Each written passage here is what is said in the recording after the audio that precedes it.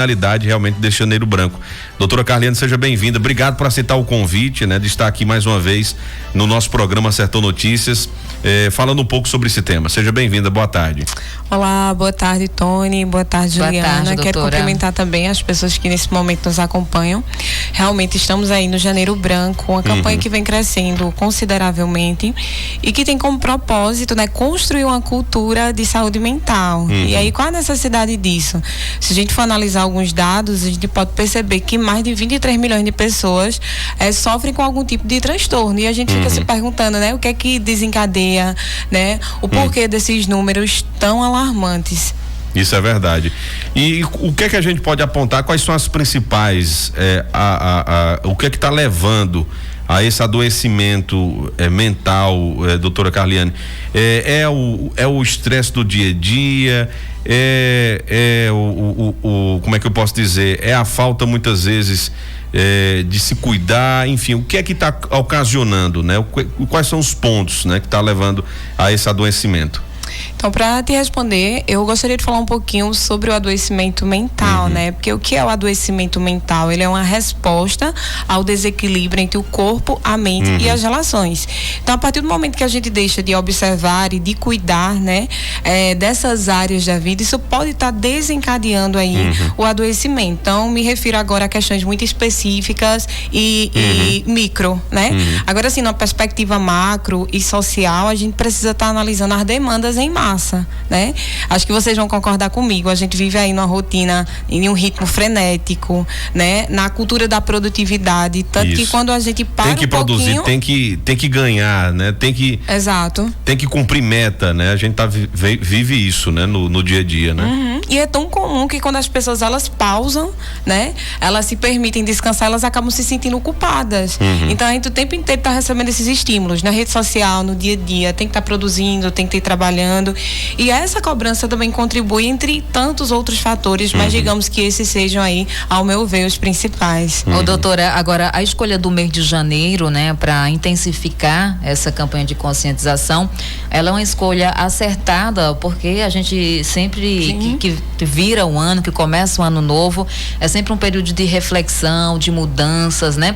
E acho que essa campanha ela cai muito bem nesse mês de janeiro, justamente para isso, para que as pessoas, começando um ano novo, né, se conscientizem mais de que todos nós precisamos, né, cuidar da nossa saúde mental. Sim, com certeza, essa ideia de transição, né? Sim. De fechar um ciclo e de iniciar outro. Acho que casa muito bem com a proposta de estar refletindo sobre a vida e, sobretudo, em relação à saúde mental. Não é que devamos apenas trabalhar essas questões em um período específico, né? Inclusive, eu falei sobre isso aqui quando dei entrevista sobre o Setembro Amarelo. Mas quando há um mês específico, um período específico, a gente consegue evidenciar essas questões e, consequentemente, alcançar a população de uma forma mais dinâmica, né? Então é muito, muito importante que tenha que haja esses períodos aí reservados para a gente estar tratando e falando sobre isso. Isso é positivo nesse sentido, né? Agora uma coisa que eu acho importante a gente colocar é de que como a doutora estava colocando, que tem o ritmo frenético, né, da nossa vida. Eu estava vendo até, acompanhando o Instagram, eu vi uma pessoa que eu sigo dizendo assim: olha, eu sumi uns dias. Muita gente me perguntando, eu sumi uns dias aqui da rede social porque eu estava me tornando escravo, né, do Instagram. Nós estamos robóticos. Exatamente, né? assim. Com esse excesso de tecnologia. Dormindo preocupado, quem era que ia me seguir, quem é que ia me responder. Se a minha foto não teve muita curtida. Exatamente, né? Então assim, isso são, por exemplo, um problema desse com a rede social acaba também te provocando ali uma dependência. Daqui a pouco você está tendo um problema mais psicológico, enfim. Então, na verdade, é a dose, né? Sim. Tudo é a dose que se aplica, né? Você pode fazer tudo, mas você tem que ter cuidado na dose, né? Acho que é isso que tem que tudo com exagero faz mal, né? Até água, se beber demais faz mal, viu, gente? É verdade. Pois é, né? E eu concordo, né? Faz total sentido, assim, a tua fala. Não tô aqui para demonizar o uso das redes sociais, né? É algo muito bom que veio para agregar aí na nossa vida, não somente pessoal, mas profissional. Isso. Mas, assim, o uso exacerbado, né?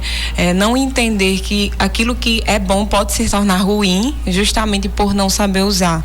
Acho que se eu fosse perguntar aqui para as pessoas que nos escutam nesse momento, qual é a primeira coisa que elas fazem ao acordar, eu tenho certeza que a maioria iria me responder olhar que é o telefone. Olhar o telefone. O WhatsApp. A primeira coisa que eu faço, na hora que eu acordo, é olhar meu celular, que já dorme, o que é errado, mas já dorme lá em cima da cama. Pois é, e essa atitude aparentemente inofensiva, né? Às vezes a gente não consegue perceber, tá fazendo com que nos conectemos, antes de tudo, com o mundo, com as informações, do que com nós mesmos, entende? A gente já dorme ali com o celular, né? Que não é legal, não é interessante. Próximo, acorda, já começa a ser bombardeado. Então, assim, há uma série de atitudes, de comportamentos ansiogênicos que foram naturalizados e que a gente não consegue perceber o quanto isso faz mal. É verdade. Você falava, Juliana, dessa questão da pandemia, né? Pós-pandemia, a vida tá voltando ao normal, né? O isolamento. O isolamento. E o bombardeio, né? De muitas informações, de mortes, a gente tratou muito sobre isso. Notícia negativa, exatamente. Né? Eu mesmo me resguardei muito. O medo, né? Até a gente que trabalha com informação, né? Imagina. A gente acaba que é acostumado, né? Com as informações, muitas informações negativas e tal, mas chegou um dado momento, isso em 2020 mesmo, né? De que eu tive que, rapaz, eu acho que eu vou, quando eu chegar em casa, eu vou dar uma pausa, né? Quando eu estiver no meu ambiente de trabalho, eu vou ter que trabalhar com aquilo mesmo. Eu sei que é minha profissão, é lidar com a informação, mas enfim. Mas quando eu chegava em casa, eu me desligava de tudo. Eu ia assistir desenho com minhas filhas, né? Que é bem melhor, enfim, porque eu senti que aquilo estava me abalando, né? Então, assim, tirando como exemplo, que a gente está falando aqui de limites, né? Então a gente tem que aprender também a se perceber, né? Que acho que é a grande discussão é você perceber, rapaz, aqui não tá me fazendo bem, então deixa eu dar uma pausa aqui, né? Telefone mesmo, eu tirei tudo que fosse de notificação. Eu vou olhar, um dado momento eu vou dar uma olhada lá, eu olho, mas, por exemplo, notificação eu tirei tudo, né? Porque aquilo tava me incomodando também. Não podia o telefone vibrar ou tocar, que era um alerta, eu tinha que pegar, ia pegar, toda vez estava no telefone, né? Então, de alguma maneira você acaba também tendo que se policiar, porque isso provoca o adoecimento, isso você está levando, né, poluindo tua mente, enfim, então tem que... Qual o resultado disso hoje, né? A doutora pode até explicar, né, Tony? Muitos problemas... Já foram identificados muitos pacientes aí, que acabaram sofrendo uma doença, um adoecimento psíquico por conta aí da pandemia, doutora? Sim, eu costumo dizer que o adoecimento mental e a saúde mental é uma consequência do estilo de vida que a gente leva. Há muitas pessoas que acreditam que a pandemia desencadeou tantos problemas, e eu até concordo em partes, mas acho que esse período de isolamento, né, que fomos forçados, na verdade, a se submeter, ele aflorou, né, muitas coisas que já existiam dentro da gente e que a gente não dava atenção, porque a correria do dia a dia não deixava a gente perceber. Então não era um problema inexistente, era um problema mascarado. Ficava mascarado, né? Agora, voltando a falar sobre a questão do uso excessivo, né, do celular, né, da tecnologia como um todo, doutora, internet, redes sociais. Algumas pessoas já têm uma tendência a serem mais isoladas, a viverem mais sozinhas, né, não gostarem muito de socializar, de sair de casa. Com esse uso excessivo de tecnologia, muita gente acabou encontrando na rede social uma forma de interagir, mas ao mesmo tempo fica muito presa em casa. Isso também traz consequências? Com certeza, né? Porque qualquer dependência, ela precisa de um campo, ela precisa de uma falta para ser instalada, né? Eu tô falando assim, dos mais diversos tipos de dependência, né? Seja de uma droga, seja de um telefone. As crianças muito dependentes de videogames, desses jogos, né? Então, quando você não trata essa falta, né, seja num consultório psicoterápico, modificando também a sua forma de viver, naturalmente, inconscientemente, você vai procurar algum mecanismo para substituir. E aí vem o uso exacerbado de aparelhos eletrônicos, de estar o tempo todo em redes sociais. Inclusive, os próprios criadores têm uma série que é bem interessante, que assisti, não sei se vocês conhecem, que é o Dilema das Redes, né? E ela trata justamente disso. Então, são pessoas que, na verdade, foram programadas, essas redes sociais, essas plataformas sociais para atingir essas fragilidades. Entende? Então, toda essa ansiedade de massa acaba sendo de alguma forma compensada, uma compensação falsa, que leva o quê? A um ciclo repetitivo. Ou seja, se a gente for analisar o feed, quando a gente tá rolando ali o feed, é isso que acontece, não tem fim. É verdade. Né? Se você não conseguir se controlar, você vai ver vídeo, post o dia todo, né? Você lê um livro, você lê um artigo, você tem um momento que sua escola tem início, meio e fim. As redes sociais não. Então é o intuito de prender. Então, se você não ativa ali o start, se você não passa a ter uma consciência que isso é prejudicial, você acaba alimentando. Então, e a gente costuma reclamar que as crianças ficam viciadas. Não, esse menino tá viciado no celular, mas nós adultos também ficamos. Eu já me considero uma viciada, porque eu passo o dia todo com o telefone na mão e quando eu passo meia hora sem ele, sinto falta. Então a gente precisa se policiar também. Tá precisando de ajuda, viu, Juliana? Já vou lá, doutora Caliane, doutor Tese Cavalcante, me aguardem. Porque a equipe já tá completa lá. É verdade. E é legal quando você traz essa questão assim, relacionada ao público infantil, né? Eu sou psicoterapeuta infantil e essa é uma demanda, uma queixa muito recorrente.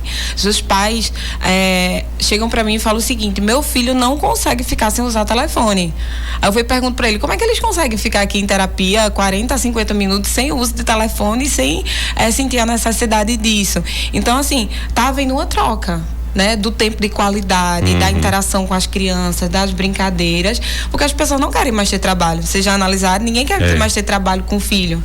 E como é que eu vou ponderar, né, como é que eu vou educar meus filhos com relação ao uso de aparelhos eletrônicos se eu também faço uso excessivamente?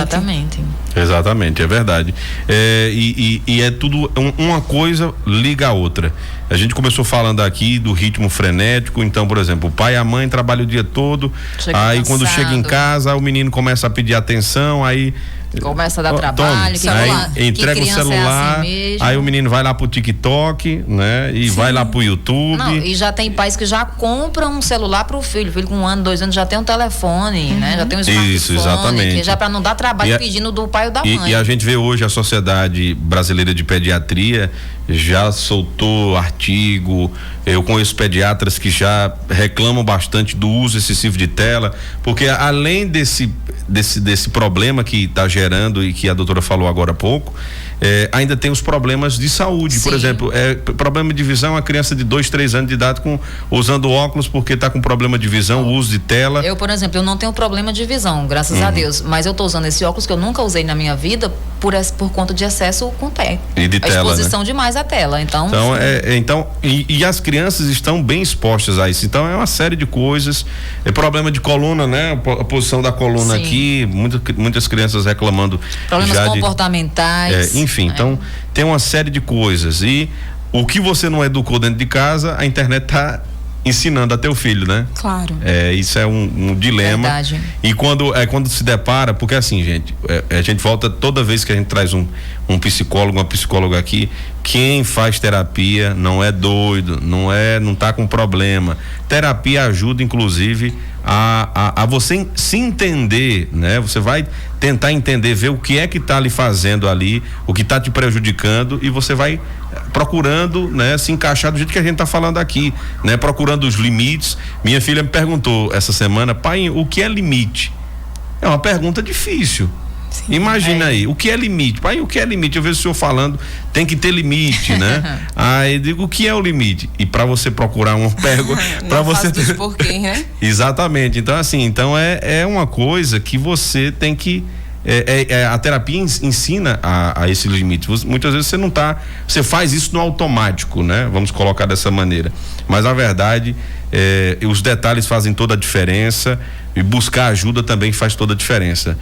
Não adianta, é difícil você enfrentar sem também você reconhecer que você está passando por alguma situação. Então não é fácil, né? A gente está falando desse assunto aqui, mas não é fácil. E ainda mais se você mesmo dizer, não, eu tenho esse vício, eu tenho esse problema, eu cometo esse erro.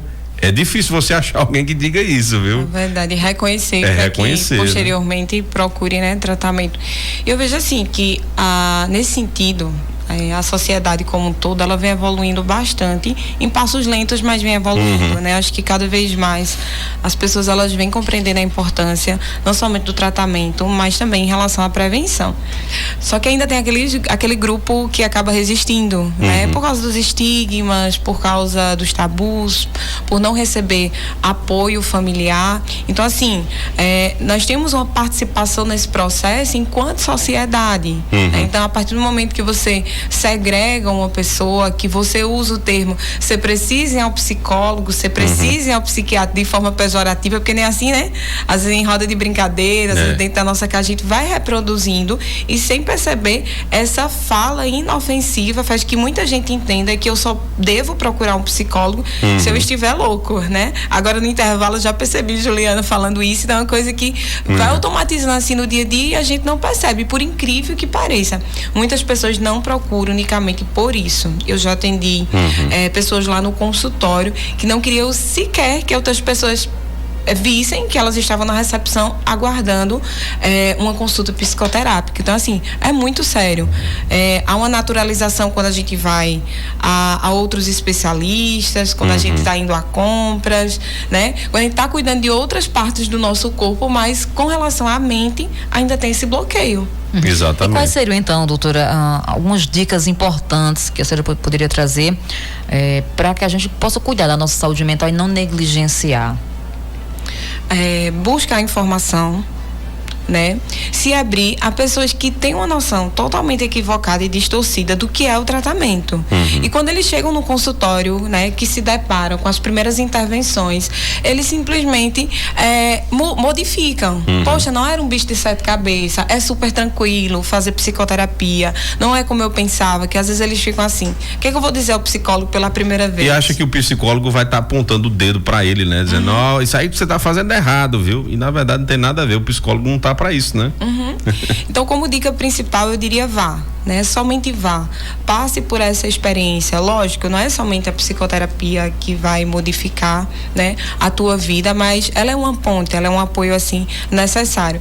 Enquanto sociedade, enquanto família, tá apoiando as pessoas, né? Esse é o principal caminho. Isso é muito bom. Então, olha, gente, né? Eu acho que tem alguns sinais também que podem aparecer. O que a gente pode apontar para fechar aqui a entrevista, doutora Carliane, em relação a quem está nos ouvindo agora? Quando é que eu percebo que eu preciso de ajuda em relação ao adoecimento mental? Primeiro, uma das maiores dificuldades é porque o adoecimento mental, ele é invisível, né? A gente tá lidando ali com o inimigo invisível e às vezes a gente acaba deixando os primeiros sinais passarem despercebidos. Então é aquela angústia, muitas vezes é não conseguir dormir, é aquela vontade de choro com muita frequência, sem uma explicação. E a pessoa vai negligenciando aquilo, vai guardando na gaveta e com o passar do tempo esse problema ele vai se agravando. Então a prevenção, ela é o melhor caminho. Se você trata de um problema logo no início, ele não vai ter grandes proporções no futuro. Então é muito melhor, não só para você, mas também para o profissional conduzir o caso, né? Então se observe, não é por acaso, não é do nada que você perde o sono, aquela dor de cabeça que não tem explicação, às vezes até, Tony, o adoecimento do corpo, né? Muitas vezes não, na maioria delas, né? O adoecimento da mente está interligado ao adoecimento do corpo.